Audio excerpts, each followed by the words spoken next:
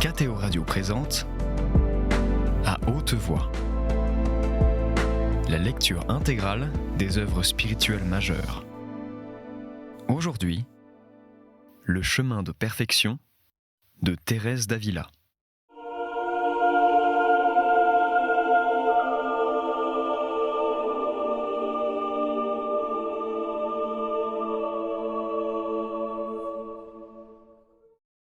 Prologue. Les sœurs de ce monastère de Saint-Joseph m'ont supplié de leur donner quelque écrit sur l'oraison. Elles savaient que mon confesseur actuel, le père présenté, frère Dominique Banès, de l'ordre du glorieux Saint Dominique, me l'avait permis. Comme lui, elles pensaient que j'y serais aidée par les rapports que j'ai eus avec beaucoup de personnes spirituelles et saintes. Elles m'ont enfin tellement importunée que je me décide à leur obéir. Quoiqu'imparfait et mal écrit, ce travail d'une personne qu'elles aiment leur sera plus agréable que d'autres livres d'excellent style et composés par des maîtres. J'ai confiance en leurs prières. Elles m'obtiendront du Seigneur, je l'espère, la grâce d'une parole utile et appropriée au genre de vie de cette maison. Si je n'atteins pas ce but, le père présenté qui, le premier, doit lire mon écrit, le corrigera ou le jettera au feu. Pour moi, je n'aurai rien perdu en obéissant à ces servantes de Dieu, qui verront d'ailleurs ce que j'ai de moi-même quand le Seigneur ne m'assiste pas. Mon dessein est d'indiquer quelques remèdes à certaines petites tentations qui viennent du démon et qui, par cela même qu'elles sont si petites, n'inspirent peut-être aucune crainte. Je traiterai aussi d'autres points selon que le Seigneur m'en donnera l'intelligence et je pourrai m'en souvenir. Ne sachant pas ce que j'ai à dire, je ne puis le dire avec ordre, et j'estime préférable d'y renoncer, puisque c'est déjà un si grand désordre que je m'occupe, moi, de ce sujet. Je supplie le Seigneur de mettre lui-même la main à ce travail pour qu'il soit conforme à sa sainte volonté. Je n'ai jamais d'autre désir. Malheureusement, les œuvres sont imparfaites comme moi, mais j'en suis sûre, ni l'affection ni le zèle ne me manquent pour aider de tout mon pouvoir les âmes de mes sœurs à progresser beaucoup dans le service de Dieu. Cet amour, joint à mon âge et à mon expérience de ce qui se passe dans quelques monastères, me fera peut-être, en de petites choses, mieux rencontrer que les savants. Ceux-ci, en effet, occupés d'œuvres plus importantes et doués d'un caractère plus fort, tiennent peu compte de détails qui en soi semblent n'être rien, tandis que tout peut faire du mal à de faibles créatures comme nous. Le démon multiplie les artifices contre les religieuses de clôture stricte. Pour nuire, il se voit forcé de recourir à de nouvelles armes. Imparfaite comme je le suis, j'ai mal su me défendre. Aussi voudrais-je que mes sœurs profitassent de mes fautes. Je n'avancerai rien dont je n'ai eu l'expérience, ou pour l'avoir éprouvé en moi, ou pour l'avoir vu dans les autres. Il n'y a pas longtemps, j'ai écrit par obéissance une relation de ma vie, dans laquelle j'ai inséré quelques points sur l'oraison. Comme peut-être mon confesseur ne vous en permettra pas la lecture, j'en redirai ici quelque chose, ajoutant ce que je croirais nécessaire. Daigne le Seigneur tenir lui-même la plume, comme je l'en ai supplié, et faire tourner cet écrit à sa plus grande gloire. Amen. Chapitres 1 à 3. Le choix de la pauvreté. Thérèse commence par expliquer les motifs pour lesquels elle a établi son couvent de Saint-Joseph dans une telle austérité. Le spectacle de la France envahie par l'hérésie, le désir de voir triompher la foi dans ce royaume et de multiplier sur terre les amis de Dieu suscite en elle la volonté d'une imitation parfaite du Christ en son chemin de dépouillement. Elle exhorte ses filles à prier pour les docteurs et les théologiens en restant libres à l'égard des biens de ce monde. Chapitre 1. Du motif pour lequel j'ai soumis ce monastère à une si étroite observance. J'ai rapporté, dans le livre de ma vie, les raisons qui me déterminèrent à fonder le couvent de Saint-Joseph. J'y ai raconté aussi quelques-unes des faveurs par lesquelles notre Seigneur fit connaître qu'il y serait très fidèlement servi. Au début de la fondation, mon dessein n'était pas qu'on y menât une vie si austère, ni qu'il fût sans revenu. J'aurais au contraire souhaité qu'il ne manquât de rien. Un tel désir trahissait ma faiblesse et mon peu de vertu. J'avais pourtant quelque volonté de bien faire, et non de flatter la nature. Mais j'appris, vers ce temps-là, le triste état de la France, les ravages que faisaient dans ce pays ces malheureux luthériens, et les rapides accroissements de leur secte désastreuse. Mon âme en fut navrée de douleur. Comme si je pouvais, comme si j'étais quelque chose, je pleurais avec notre Seigneur et je le suppliais de porter remède à un si grand mal. J'aurais donné volontiers 1000 vies pour sauver une seule de ces âmes que je voyais se perdre en grand nombre dans ce royaume. Mais simple femme, et sans vertu, j'étais incapable de servir comme j'aurais voulu la cause de Dieu. Un vif désir me vint alors, qui prit toute mon âme et qui la possède encore. C'est que notre Seigneur, ayant tant d'ennemis et si peu d'amis, ceux-ci fussent bons.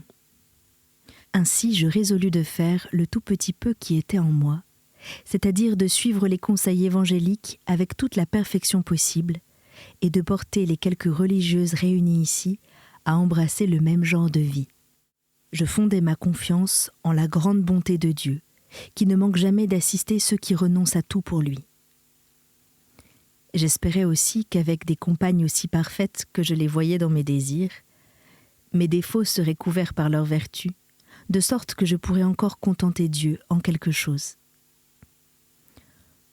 Enfin, il me semblait qu'en nous occupant tout entière à prier pour les défenseurs de l'Église, pour les prédicateurs et les savants qui la défendent, nous viendrions, selon notre pouvoir, au secours de cet adorable maître, si indignement persécuté. Car à voir l'acharnement avec lequel ces maîtres, comblés par lui de bienfaits, lui font la guerre, on dirait qu'ils veulent le crucifier de nouveau et ne lui laisser sur la terre aucun lieu où il puisse reposer sa tête.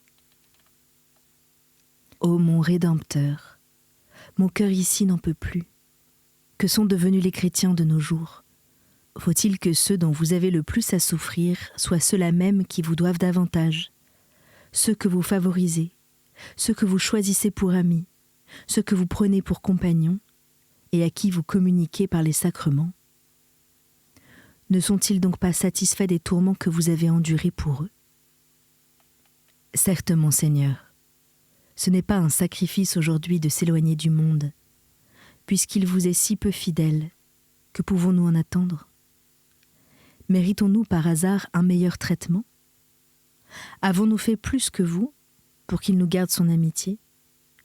Qu'espérons-nous donc de lui, nous qui, par la bonté du Seigneur, avons été tirés de ce milieu pestilentiel?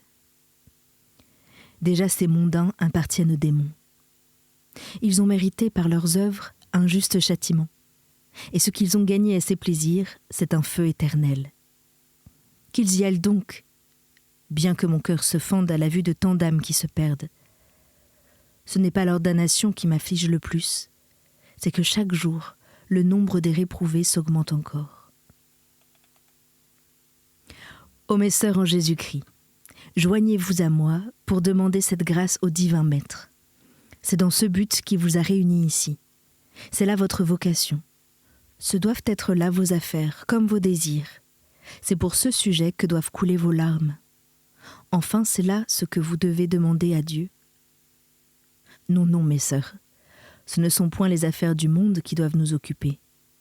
En vérité, je ris, ou plutôt je m'afflige, en voyant ce que quelques personnes viennent me recommander. Pour des intérêts temporels, pour de l'argent, elles réclament nos prières, tandis que, selon moi, elles devraient demander à Dieu la grâce de fouler aux pieds tous ces biens-là. Leur intention est bonne, aussi je prie selon leurs désirs, Mais je tiens pour certain que Dieu ne m'exauce jamais lorsque je lui recommande des choses de ce genre. Le monde est en feu. On veut, pour ainsi dire, condamner une seconde fois Jésus-Christ, puisqu'on suscite 1000 faux témoins. On veut renverser l'Église. Et nous perdrions le temps en des demandes qui, si Dieu les exauçait, ne serviraient peut-être qu'à fermer à une âme la porte du ciel. Non, mes sœurs, ce n'est pas le temps de traiter avec Dieu des affaires peu importantes. S'il ne fallait avoir quelque égard à la faiblesse humaine, qui aime tant qu'on l'aide en toutes choses, et plaise à Dieu que nous l'aidions réellement, je serais fort aise que chacun sût que ce n'est pas pour de semblables intérêts que l'on doit prier Dieu avec tant d'ardeur dans ce monastère.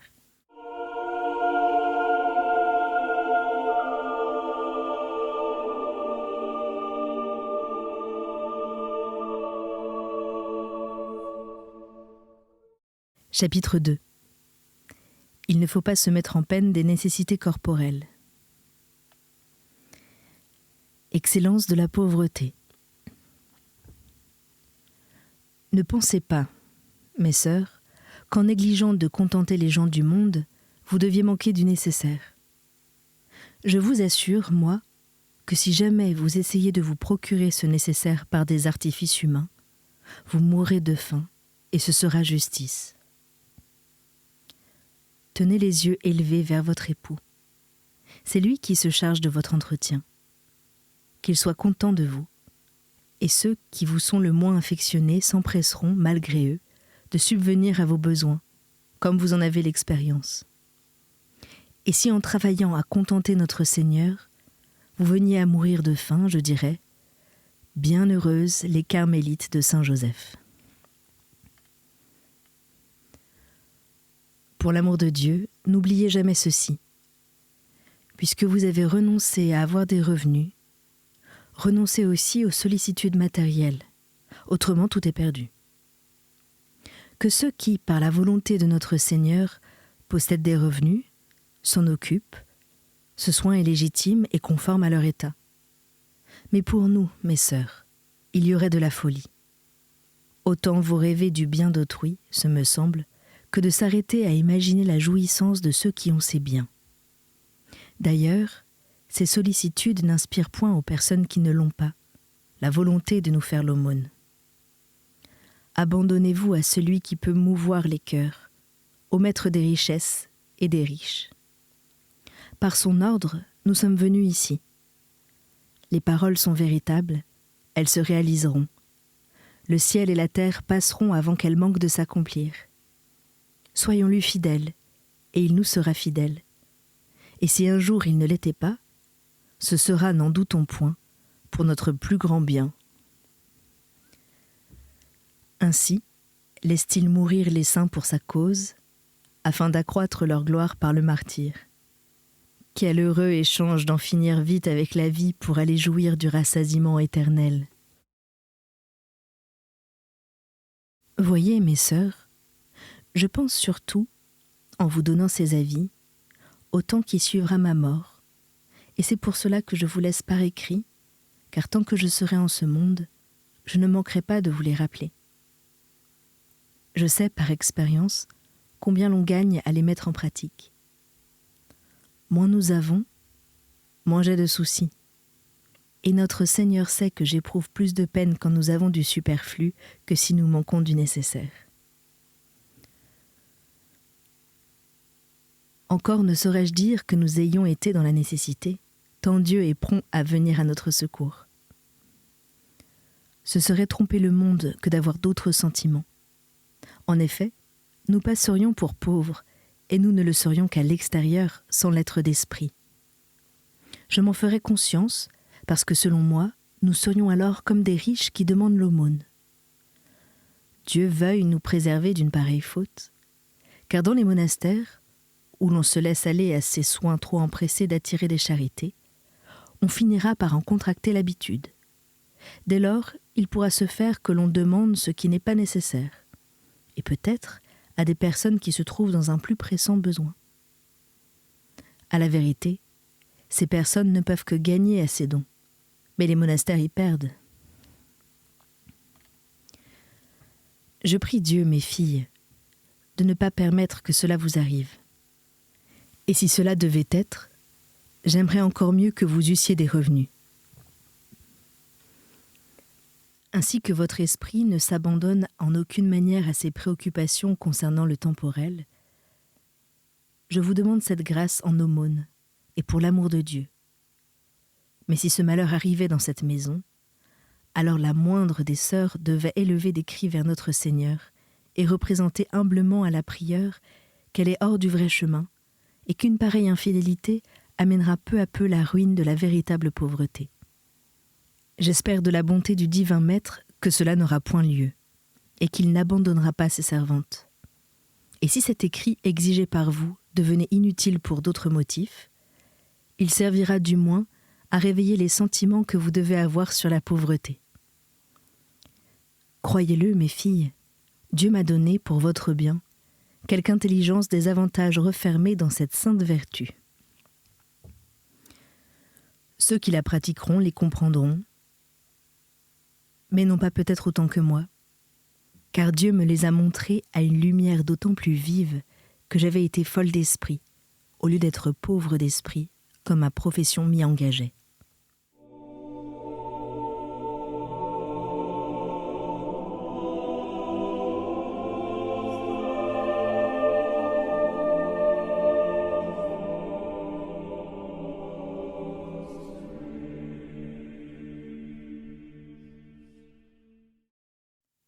La pauvreté est un bien qui enferme en soi tous les biens. Elle nous confère comme le haut domaine des biens de ce monde, car c'est en être maître que de les mépriser. Que m'importe à moi la faveur des monarques et des grands, si je ne désire point leur richesse, et si, pour leur plaire, il me faut causer le moindre déplaisir à mon Dieu. Que me font leurs honneurs, si j'ai une fois bien compris que le plus grand honneur d'un pauvre consiste à être véritablement pauvre. Je tiens que les honneurs et les richesses vont presque toujours de compagnie. Celui qui aime l'honneur ne saurait haïr les richesses, et celui qui abhorre les richesses ne se soucie guère de l'honneur. Entendez bien ceci, je vous prie. À mon sens, ces honneurs humains entraînent toujours quelque attache au bien temporel. C'est merveille que dans le monde une personne pauvre soit honorée, quel que soit son mérite, l'on fait d'elle peu de cas. Mais quant à la véritable pauvreté, j'entends celle que l'on embrasse uniquement pour l'amour de Dieu. Elle porte une dignité qui s'impose à tous. Elle n'a à contenter que Dieu, et elle est sûre d'avoir beaucoup d'amis dès qu'elle n'a besoin de personne. Je le sais, pour l'avoir vu. Mais comme il existe tant d'écrits sur cette vertu, je m'arrête. D'ailleurs, incapable d'en saisir l'excellence, et encore moins d'en parler dignement, je crains de la rabaisser par mes louanges. Qu'il me suffise d'avoir exposé ce que l'expérience m'a appris. J'avoue même que j'ai été jusqu'ici tellement hors de moi que je ne me suis pas entendu moi-même. Mais je ne change rien à ce que j'ai dit pour l'amour de notre Seigneur.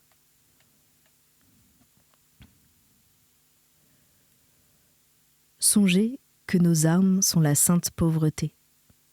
Au commencement de notre ordre, elle fut si estimée et si étroitement observée par nos bienheureux pères qu'ils ne gardaient rien d'un jour à l'autre, ainsi que me l'ont affirmé des hommes qui sont à même de le savoir.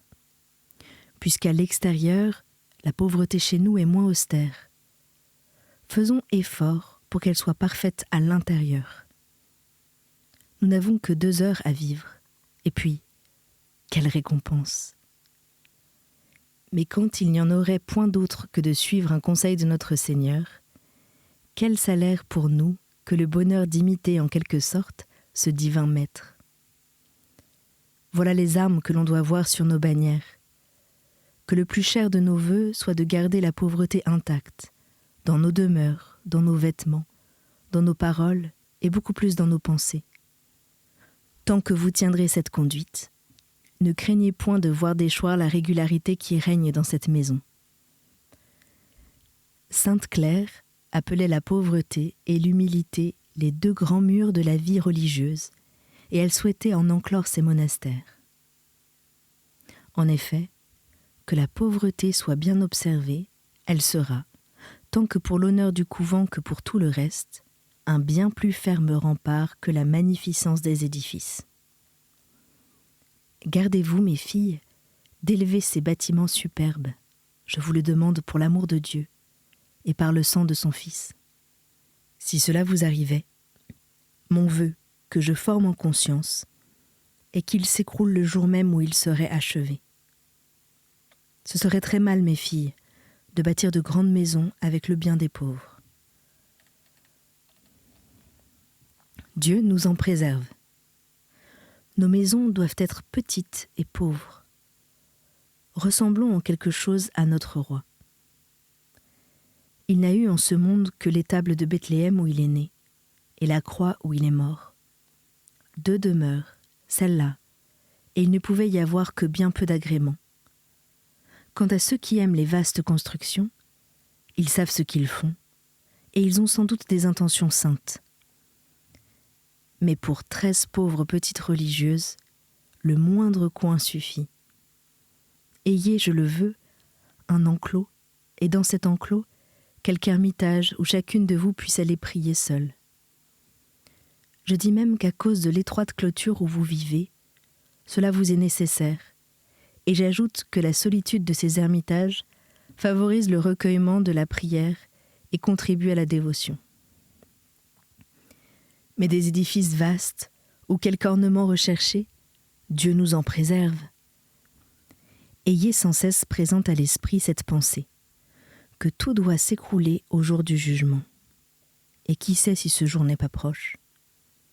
Or, conviendrait-il que la maison de 13 misérables religieuses fit un grand bruit en s'écroulant ? Les vrais pauvres n'en doivent pas faire. Ils seront gens de petits bruits, s'ils veulent qu'on ait compassion d'eux.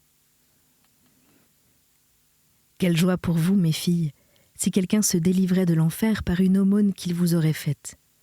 Or tout est possible, obligés comme vous l'êtes, de prier très assidûment pour vos bienfaiteurs.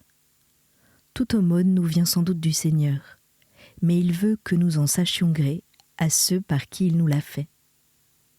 Soyez donc toujours fidèles à payer ce tribut de reconnaissance et de prière. Je ne sais ce que j'avais commencé à dire, parce que j'ai fait une digression. C'est notre Seigneur, je n'en doute pas, qui l'a ainsi voulu. Jamais je n'avais pensé à écrire ce qui précède. Je prie sa divine majesté de nous soutenir toujours de sa main, afin que l'on ne nous voie jamais déchoir de cette perfection de la pauvreté. Amen. C'était À haute voix, une émission de KTO Radio. Aujourd'hui, Le chemin de perfection de Thérèse d'Avila. Lecture, Anne-Céline Pellarini. Captation et réalisation, Aymeric Plouinec et Thibaut Dagalier. Une émission disponible en podcast sur ktoradio.com et sur l'application KTO Radio.